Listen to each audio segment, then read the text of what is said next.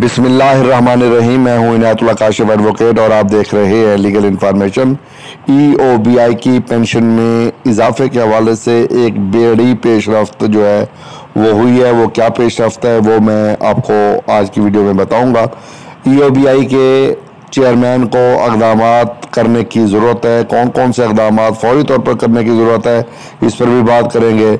डेपुटेशनिस्ट जो है वो जो EOBI में आए हुए हैं, उनसे छुटकारा कैसे होगा, इस पर भी बात करेंगे। हुकूमत एक दफ़ा फिर उलझन का शिकार हो गई है। उलझन किस हवाले से है ये भी मैं आपको आगे चल के बताता हूँ। और हुकूमत खुद ख़तरे में घिर चुकी है।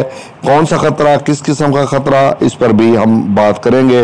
लेकिन जो अहम चीज़ है, आज 12 रबीउल अव्वल है और लाखों दुरूद व सलाम पैगम्बर अलैहिस्सलातु व सलाम पर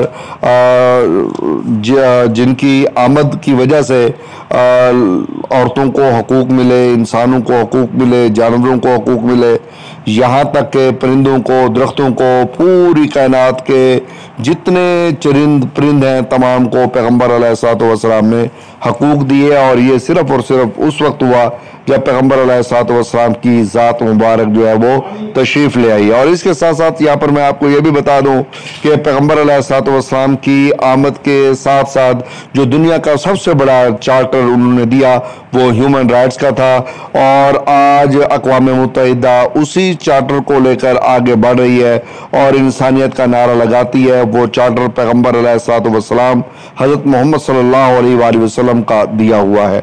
जितने कवानीन आज मौजूद हैं उन तमाम कवानीन की बुनियाद कुरान मजीद, और वो कुरान मजीद आप अलैहिस्सलातु व सलाम पर नाजिल हुआ।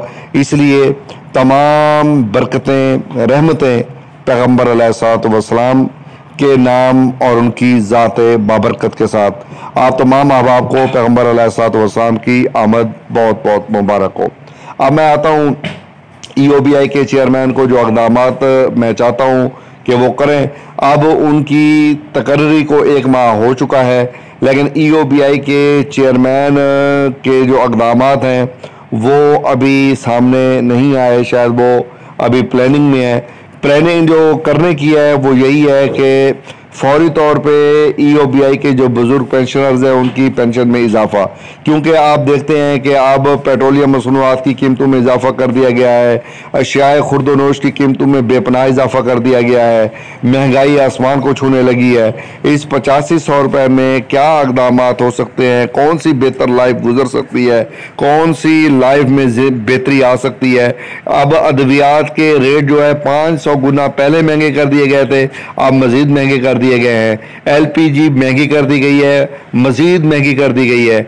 घी के रेट जो है वो 109 रुपये फी किलो के हिसाब से जो है वो 1 किलो के 1 लीटर के जो पैकेट है उसमें इजाफा किया गया है। तो जुल्म इस हद तक बढ़ चुका है। 10 रुपये 49 पैसे फी लीटर पेट्रोलियम मसनूआत की कीमतों में इजाफा कर दिया गया है। तो जाहिर है अब जीना जो है वो मुश्किल हो गया है। जब जीना इस कदर मुश्किल कर दिया गया है तो फिर वो बुजुर्ग जो चलने फिरने से कासर हैं, जो मुख्तलिफ बीमारियों का शिकार है, जिनकी ज़िंदगी पहले अजीरन बनी हुई है, आपने मजीद अजीरन कर दी है। अब वो चीज़ जो पहले 100 रुपये में मिल जाती थी, अब वो कमो बेश आपकी जेब में 190 रुपये हों तो तब मिलती है। उससे पहले जो है वो आपके पास जब तक 90 रुपये इजाफी नहीं होंगे तो वो चीज़ आपको नहीं मिलेगी। यानी घी का पैकेट जो था 140 रुपये का था, अब 340 रुपये का 440 रुपये का हो गया हुआ है। तो ऐसी सूरत हाल में आप मुझे बताएं कैसे ज़िंदगी को जो है वो बेहतर गुजारा जा सकता है। तो फौरी तौर पे जो इन्होंने कहा था कि यूटिलिटी कारपोरेशन के साथ मुआहदा किया था कि सहूलत कार्ड देंगे, तो खुदा के लिए अब ज़रूरत है सहूलत कार्ड की। इस महंगाई के दौर में फौरी तौर पे सहूलत कार्ड जो है वो आप मुआहदा कर चुके हैं, उसका बजट आ चुका हुआ है, आपने सिर्फ अमल दरामद करना है। तो अमल दरामद के लिए जो है वो फौरी तौर पर इक़दामात किए जाएँ।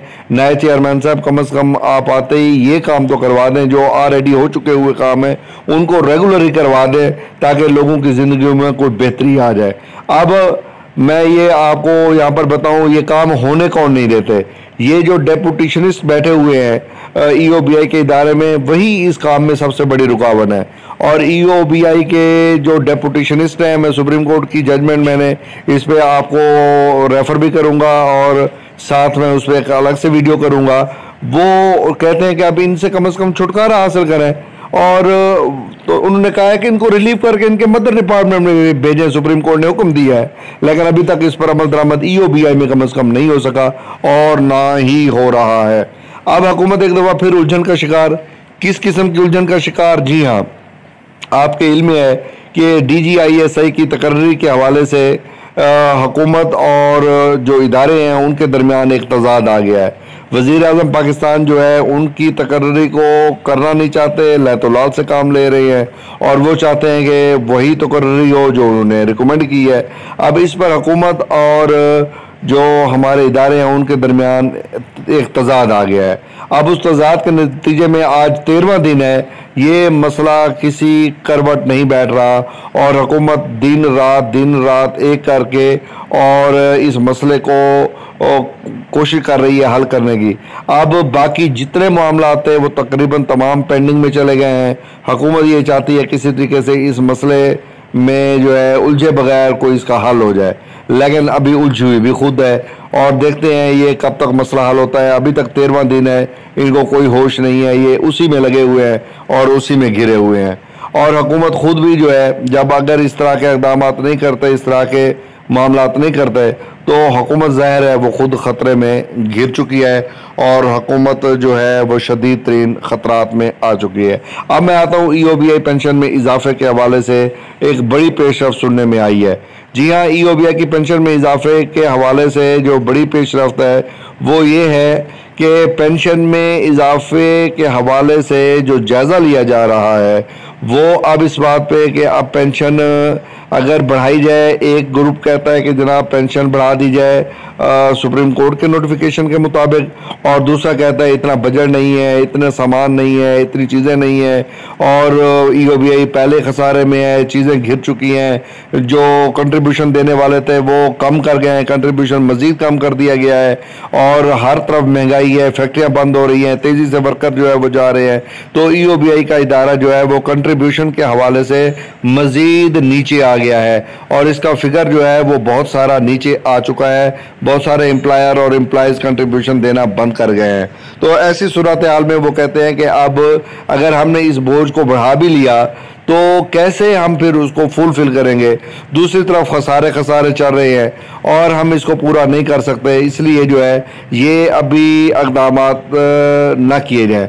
जबकि EOBI के जो इजाफ़ा करने वाली क़ुव्वतें हैं वो कहती हैं कि जनाब अब इसमें इजाफ़ा कर दिया जाए, चूँकि हालात पहले से बहुत ज़्यादा अबतर हो चुके हैं और ख़राबियाँ पहले से बढ़ चुकी हैं, मसाइल पहले से बढ़ चुके हैं, लिहाजा EOBI की पेंशन में जो है वो फौरी तौर पे इजाफ़ा किया जाए और सुप्रीम कोर्ट की डायरेक्शन में इजाफ़ा किया जाए।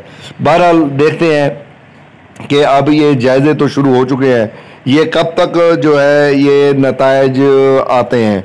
अभी अगर हुकूमत DGISI वाले मामले और इस उलझन से बाहर निकल आती है तो उम्मीद है कि उसके बाद ये फौरी तौर पे आपकी पेंशन में इजाफ़ा जो है वो उस पर इक़दामात जो है वो कर लिए जाएंगे। काफ़ी हद तक इक़दामात हो रहे हैं, काफ़ी हद तक इक़दामात जो है वो होने जा रहे हैं, और इंशाअल्लाह ताला अज़ीज़ मुझे लगता ये है कि चूँकि चेयरमैन साहब ये EOBI के हवाले से एक अच्छी साख रखते हैं, एक अच्छी पहचान रखते हैं, तो तवक्को कर सकते हैं हम कि EOBI की पेंशन में जो है वो बहुत जल्द इजाफ़ा देखने को मिलेगा। वीडियो देखने का बहुत बहुत शुक्रिया।